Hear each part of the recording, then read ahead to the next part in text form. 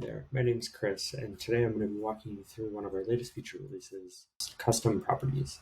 Custom properties allows you to customize your catalog based on the information your organization cares about the most. To get started, you can head on over to settings and then property definitions.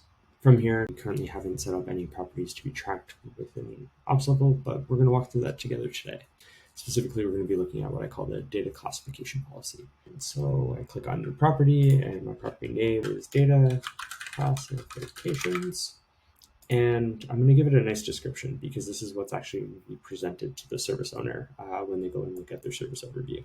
So in this particular case, it's the different types of data that your service stores or processes. From here, I'm actually going to head down to our property builder and bring in a schema. And so a schema looks very similar to something that's existed in the open source world of JSON schema, but it's got a bit of a custom lexicon associated to it.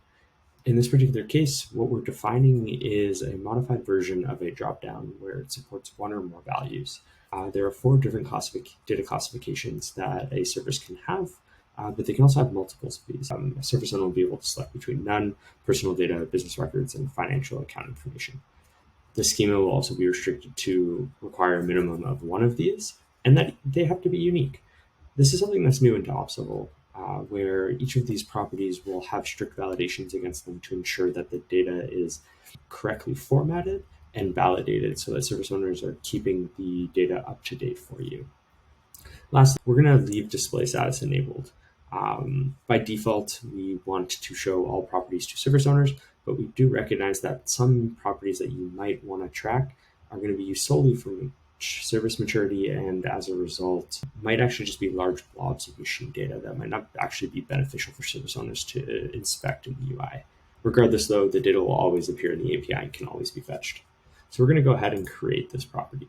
And now from here, you can see we've got our data classification, and it's an array dropdown, so a multi-select type of application. If I go back to my dashboard, I can then go and take a look at one of the services that I own, in this case, the music catalog.